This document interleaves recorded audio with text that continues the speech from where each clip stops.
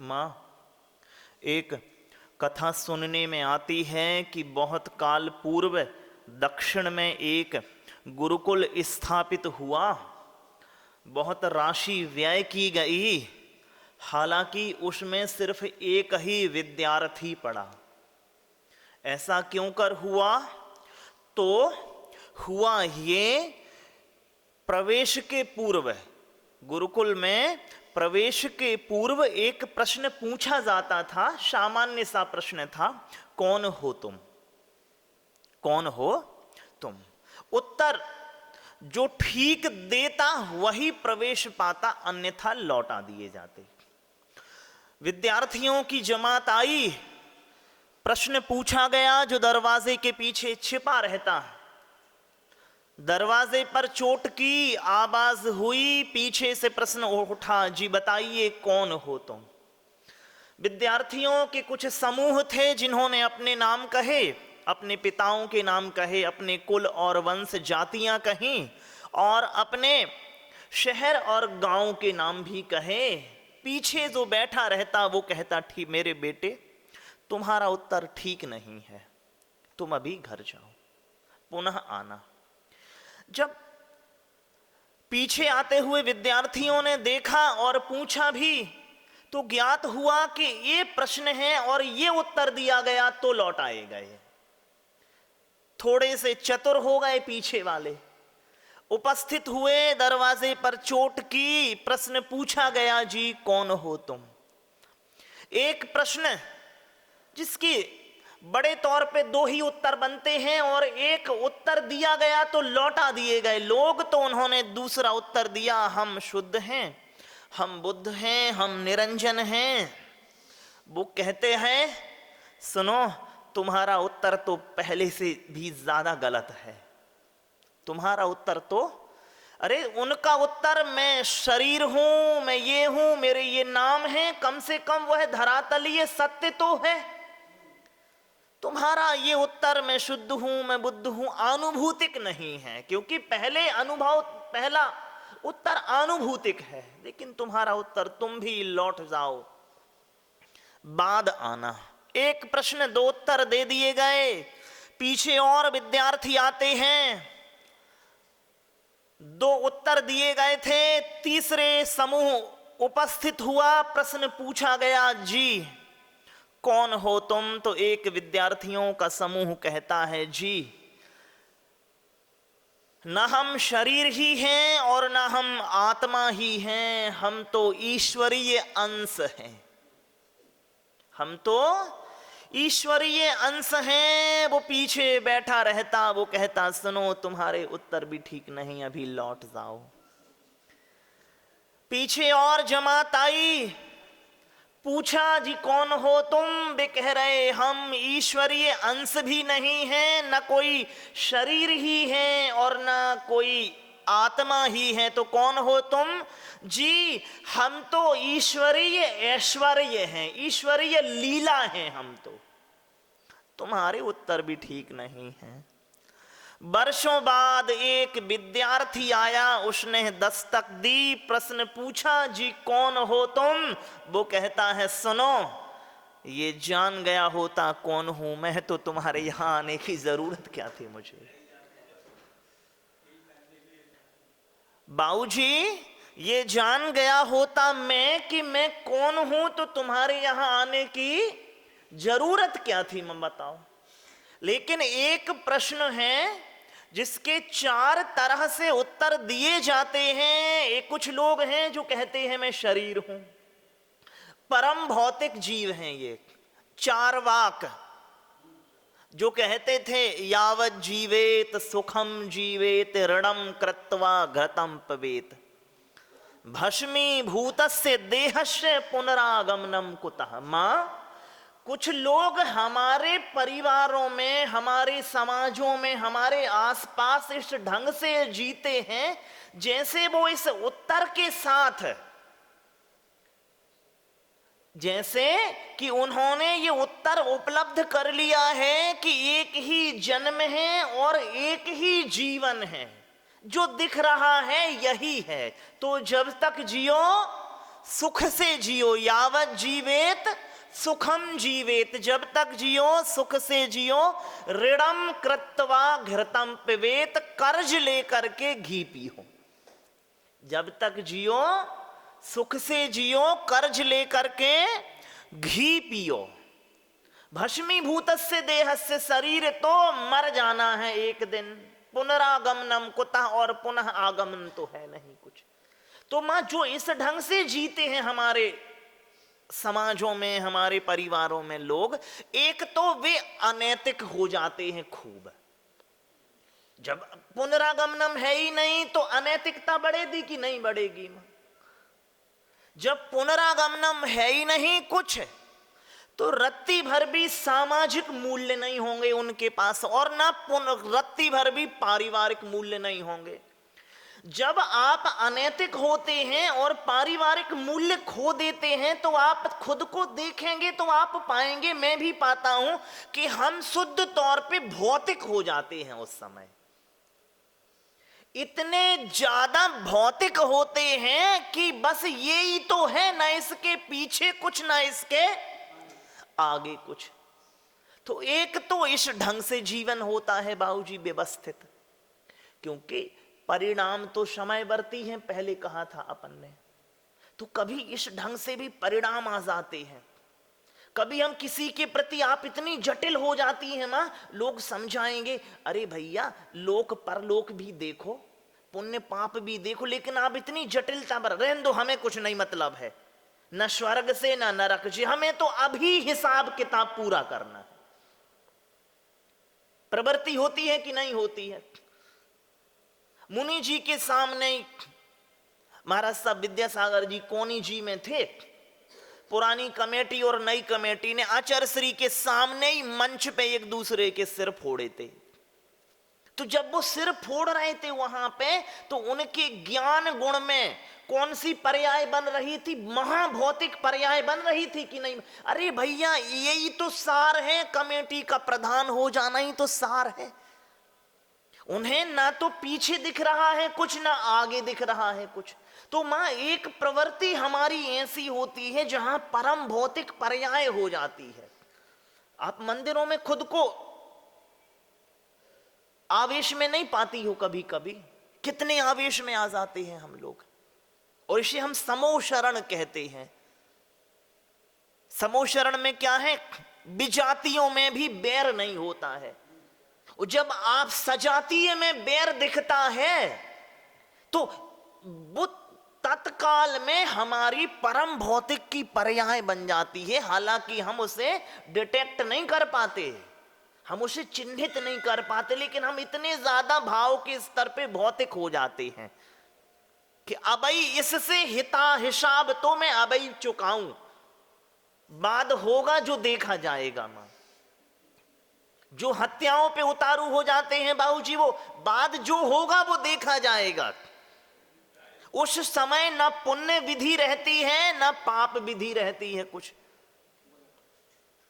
पुण्य पाप रूप कोई पर्याय हमारे ज्ञान का तब विषय होती नहीं है, कोई कर्म व्यवस्था हमारे ज्ञान का उस समय विषय होती नहीं है। आज तेरा भी हिसाब करूं मैं, किस ढंग से होता है हमारा जीना? क्यों जी? कि मैं तेरा अभी हिसाब करूं, बाद जो होगा सो देखा जाएगा। आप परिणाम को नकारते हैं, और अभी तो ये हुआ भौतिक का मतलब क्या होता है? पदार्थ से जिसका तीव्र जुड़ाव है वो भौतिक। तो इतने ज्यादा आप वहां पे भूत हो जाते हैं, इतने ज्यादा भौतिक हो जाते हैं। तो मां एक प्रश्न है आखिर में कौन हूं? तो इसके 4 तरह से उत्तर बने। तो एक उत्तर जब मेरे चित्त में बलवती होता है तो मैं इस ढंग की क्रियाएं करने लगता हूं कि शरीर सब कुछ है, आज की दुकानदारी मूल है। जबकि नीति ये कहती है मां आज के लाभ से दूर का नुकसान देखना चाहिए, आज के थोड़े लाभ से यदि बाद बड़ा नुकसान हो तो वो देखना चाहिए कि नहीं देखना चाहिए। लेकिन जब भौतिक परिवर्तन होता है हमारा तो नहीं, अभी हिसाब करो इसका। तो जब इस ढंग से मैं वैचारिक प्रवर्तन करता हूं तो मैं हो जाता हूं महाभौतिक, जो शुद्ध तौर पे शरीर का ही श्रद्धालु है, जो शुद्ध तौर पे सामयिक घटनाओं का ही श्रद्धालु है, ना उसे अतीत का बोध है और ना आगत का। एक ढंग से ये जीना होता है मां हमारा 24 घंटे में। दूसरा उत्तर क्या दिया? मैं शुद्ध हूं, मैं बुद्ध हूं, मैं निरंजन हूं। मां देखो, अब ये इतने सारे लोग बैठे हैं, हम सभी, क्या किसी के भी अनुभव हैं इस तरह के? अनुभव नहीं है किसी के। जब अनुभव है ही नहीं, बाबूजी क्या आप मानते हो कि मैं शुद्ध हूं या बुद्ध हूं, या आप जानते हो कि मैं शुद्ध हूं या बुद्ध हूं? मानते हैं मां। मानना होता, जानते तो है नहीं कोई, मानते हैं। और मानना होता है बाबूजी प्रशिक्षण का नतीजा। मानना किसका नतीजा है?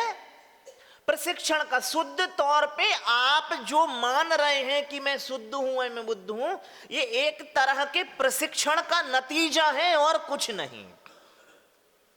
इसे हम क्या कहते हैं? पुस्तक कहते हैं। हम पहले ही दिन से इसे पुस्तक ना कह के इसे अपन गिलास कहते। तो कभी कोई सोचता कि एक पुस्तक ही है कि गिलास है? हम इसे क्या कहते बाबूजी? गिलास कहते। क्यों? क्योंकि हम आरंभिक तौर पे इस ढंग से प्रशिक्षित हुए हैं। तो मुनि महाराज साहब जो अपने अनुभव को जीते हैं और कहते हैं कि जी अपन सब जो हैं वो आत्मा हैं, अपन सब जो हैं वो भगवान आत्मा हैं। तो ये भगवान आत्मा उनके लिए तो है बाबूजी जो ये जान रहे हैं, जो ये मान रहे हैं। देखो एक बात बताओ मां, अच्छा मान के चलिए अपनी जो मां है या पिता हैं, आप अमेरिका के भ्रमण करके आए, बच्चे इत्यादि होंगे बहुत से लोगों के, आपने यूरोप दर्शन किया और आप आए, मैंने पूछा जी यात्रा कैसी रही? जी खूब अच्छी। अच्छा कहो तो आपने मुझे अपने सप्ताह भर का जो यात्रा विवरण मुझे दिया, और मैं हूं चतुर आदमी, तो हो सकता है कोई मुझसे पूछे जी यूरोप कैसा है यात्रा वृतांत के संदर्भ में, तो मैं हो सकता है आपसे अच्छा उसका विवरण प्रस्तुत कर दूं। जितना आपने जिन शब्दों का चयन करके यूरोप का विवरण किया, उससे कहीं ज्यादा अच्छा मैं विवरण कर सकता हूं कि नहीं कर सकता? कर सकता हूं। लेकिन पूछो आपके वचन में बल आएगा कि मेरे वचन में बल आएगा? अनुभव का। अनुभव का बल किसके वचन में होगा? जो देख के आया है, जो वहां रहा है, जिसने उसे भोगा है। तो मेरे अनुभव में बल नहीं आएगा। मैं क्या रहूंगा? मैं तो शुद्ध तौर पे बमन ग्राही हूं, जूठन ग्राही हूं कि नहीं हूं मां? मैं तो शुद्ध तौर पे, तो मेरे वचन में बल नहीं आएगा। तो दूसरा उत्तर जो ये लोग देते हैं, कोई भी देता है, मैं शुद्ध हूं, मैं बुद्ध हूं, मैं निरंजन हूं, बाबूजी ये उत्तर तो सही है मेरे संबंध में, उतना ही सही है जितना मैं शरीर हूं। लेकिन मेरे शरीर में, ये मेरे संबंध में ये उत्तर उतना सही है जितना कि मैंने सुना है, मैंने जितना जाना है, जितना जिया है उतना सही नहीं है। आपने जिया है मां, तो आपके लिए उत्तर 100% सही है। मेरे लिए उत्तर उतना ही सही है जितना कि मैंने जाना है, उसे जिया है उतना सही नहीं है। तो जाना कितना जाता है? बामुश्किल 10-20%। जिया जाता है 100% बाबूजी। तो ये उत्तर। और एक और बात है, जब आप कहें मैं शुद्ध हूं, मैं बुद्ध हूं, मैं निरंजन हूं, तो आप इस ढंग से कहें तो ज्यादा अच्छा है कि मैं शुद्ध हो रहा हूं, मैं बुद्ध हो रहा हूं। क्योंकि बाबूजी होने में विराम होता है। क्या आप सच में ही अभी शुद्ध हो गए हैं? नहीं। लेकिन आप कहते हो कि मैं शुद्ध हूं, तो आप हुए हो नहीं और ये मान के बैठ जाओगे कि मैं हो गया हूं, तो प्रगति बाधित हो जाएगी आपकी। क्या हो जाएगी? मैं जब भगवान हो ही गया हूं, तो फिर मुझे व्रताचारण की कोई जरूरत है क्या? अरे मां कहती है अपने बेटे को राजा बेटा, हालांकि हो सकता है वो विशेष सौंदर्य का धनी ना भी हो, लेकिन वो राजा बेटा किसके लिए है? मां के लिए ही तो है, मोहल्ले भर को तो है नहीं। अब तू मां के लिए जो राजा बेटा है, वो मोहल्ले में जाके राजा के तौर पे प्रस्तुत होने लगे तो क्या होगा? अपमान ही लेके आएगा। वो मोहल्ले वाले थोड़े दुष्ट हुए तो हो सकता है हाथ पैर टूटे लेके आ जाए। अरे भैया तुम हो राजा बेटा, लेकिन किसके लिए हो? अपने लिए ही तो हो कि तुम मोहल्ले भर में रौब जमाए कि मैं राजा बेटा हूं। अब तुम भगवान हो, शुद्ध हो, लेकिन किसके लिए हो बाबूजी? अपने ही लिए हो। अब मुनि जी के लिए तो तुम हो नहीं, या पड़ोसी के लिए भी नहीं हो। हाँ, आप अपने लिए हो सकता है, लेकिन मेरे लिए या मुनि जी के लिए तो तुम हो रहे हो। कहो तो कितना अच्छा है। मैं भगवान हो रहा हूं भी और होना बाकी भी है। तो इस ढंग से जब प्रस्तुत करेंगे वचनों को तो प्रगति दिखेगी। क्या दिखेगी बाबूजी? लचीलापन नजर आएगा, कठोरता परिलक्षित नहीं होगी।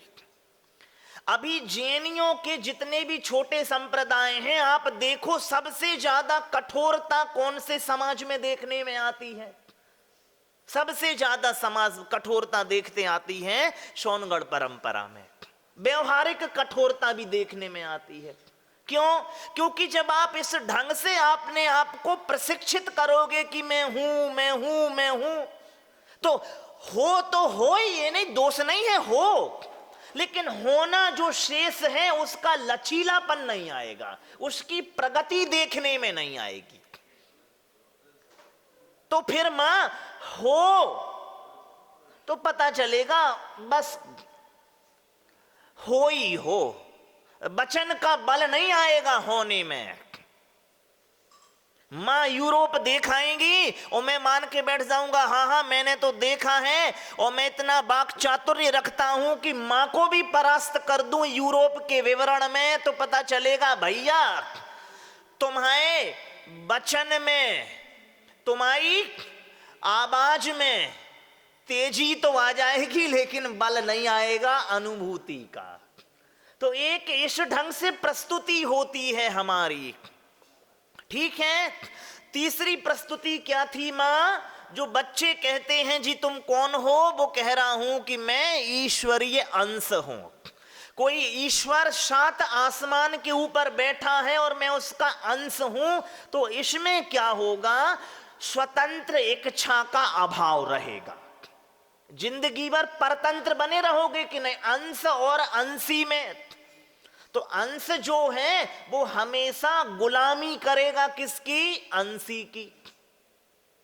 तो आप हो सकता है कितना ही कुछ हो जाओ, लेकिन आप सब बहुत कुछ हो सकते हो, लेकिन सब कुछ नहीं हो सकते। जो इस ढंग से सोचते हैं कि मैं तो किसी परम ईश्वर का अंश हूं अपने संदर्भ में, तो वो ने कहो कि तुम हमेशा सब कुछ नहीं हो सकते, बहुत कुछ हो। सब कुछ तो वो ईश्वर ही रहेगा। तो इस ढंग से सोचने में परतंत्रता लागू होती है आपके जीवन पे बाबूजी। ठीक है कि नहीं है? चौथा उत्तर ये है कि जो लोग कहते हैं कि मैं ईश्वर का ऐश्वर्य हूं, हम तो ईश्वर की लीला हैं, हम कुछ नहीं हैं, हम तो क्या हैं, कठपुतली। वो चलाता है तो चल देते हैं, वो गिराता है तो गिर देते हैं, वो जगाता है तो जाग जाते हैं, वो सुलाता है तो सो लेते। ये तो महाभयंकर दुष्ट, मतलब ये तो विचारों की परम शून्यता है। दिमाग को एक तरफ रख देने वाली बात है कि मैं कुछ नहीं हूं, सब कुछ वो ही करवा रहा है। और ये ढंग है, जैनियों में इस ढंग का सूत्र है, जो जो देखी बीत राग ने, सो होती बीरा रे। तो मां एक बात बताओ, मां एक आदमी बलात्कार में प्रवृत्त हुआ और मैं उससे कहूं क्यों जी तुमने दोष किया, वो कहेगा सुनो मैं नहीं दोषी, जिनेंद्र दोषी है। क्यों? क्योंकि उसने मेरे संबंध में इस ढंग का देखा। क्यों? मैंने इसलिए नहीं किया कि मैं करना चाह रहा था, मैंने इसलिए क्योंकि वो जिनेंद्र ने देखा है इसलिए तो किया। मैं पाप करने को बाध्य हूं, किसके ज्ञान के सापेक्ष?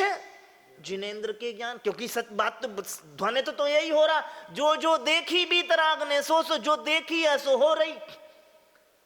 तो इत जिसमें बचाव का तर्क पापी जो है वो उपस्थित कर लेंगे कि मैं तो संसार में तो ईश्वर की लीला हूं। वो ईश्वर की शक्ति की लीला कहते हैं, जैनी ईश्वर के ज्ञान की लीला कहते हैं। जो जो देखी बीतराग ने वो ज्ञान की लीला ही तो है, और क्या है। जो कहते हैं सब कुछ ईश्वर का है, वो शक्ति की लीला है, और क्या।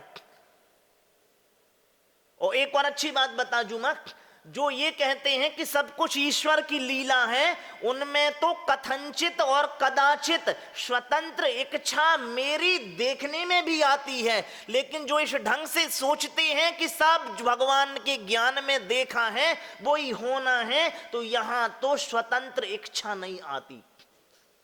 देखो बाबूजी, जो ईश्वर के मां जो ये सोच के आगे बढ़ते हैं कि सब ईश्वर का है लीला, तो वहां कम से कम ईश्वर तो स्वतंत्र है ना इच्छा रखने को। और जो इस ढंग से सोचते हैं कि जो जो देखी बीतराग ने, तो यहां तो भगवान खुद भी फिर स्वतंत्र इच्छा के लिए स्वतंत्र नहीं है। क्योंकि ऋषभदेव भगवान ने सारे पुराने भगवानों ने, सारे तीर्थंकर भगवानों का सब कुछ देख रखा है। लगे भगवान आप जिनेंद्र हो गए? नहीं, मैं इच्छा से नहीं हुआ, मेरा काल आ गया था। तो ये तो परम गुलामी हो गई बाबूजी। एक बहुत बड़े विद्वान हुए हैं जैन परंपरा के, महेंद्र कुमार जैन, न्यायाचार्य थे, बहुत महाविद्वान समझ लो आप। उन्होंने इस सोच के संदर्भ में जो क्रमबद्ध पर्याय आदि, काल लब्धि आदि जो चलता है हमारे यहां पे, उसके संदर्भ में इतना दोष गिनाए हैं उन्होंने कि ये तो हिंदुओं के ईश्वरवाद से भी खराब है जैनियों की ये सोच।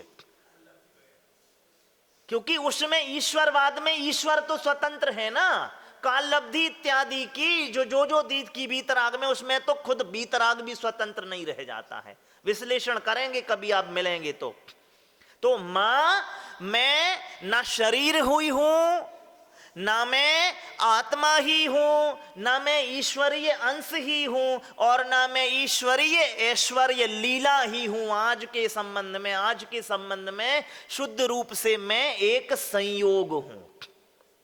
क्या हूं? संयोग हूं बाबूजी। जिस संयोग को वियोग करना है और कुछ नहीं। कहानी यहां से शुरू हुई थी, अंतिम है। एक गुरुकुल में प्रवेश के पहले प्रश्न पूछा जाता था, जब दरवाजे पर आप दस्तक दो कि कौन हो तुम, तो कुछ बच्चों ने अपने पिताओं के नाम कहे, अपने नाम कहे, उन्हें गलत ठहराए गए उत्तर। दूसरे बच्चों ने ये कहा कि मैं शुद्ध हूं, मैं बुद्ध हूं, वे भी गलत ठहराए गए। तीसरे बच्चों ने ईश्वरीय अंश हूं मैं, ये भी गलत ठहराए गए। चौथे बच्चों ने ये कहा कि मैं ईश्वरी का लीला हूं, वे भी गलत ठहराए गए। जो पांचवा बच्चा उपस्थित हुआ उसने कहा सुनो, यही जान गया होता कौन हूं मैं, तो तुम्हारे यहां पे क्यों आता। तो हम सभी लोग जो मुनि महाराज के सम्मुख विराजमान हैं, यही जानने के लिए कि आखिर मैं कौन हूं। ठीक है कि नहीं है? जानने के लिए प्रथम चरण में और द्वितीय चरण में जीने के लिए। जानना काफी नहीं है, जीना काफी है। बोलिए पूज्य मंगलानंद सागर जी और मंगल सागर मुनि महाराज की जय। नमो।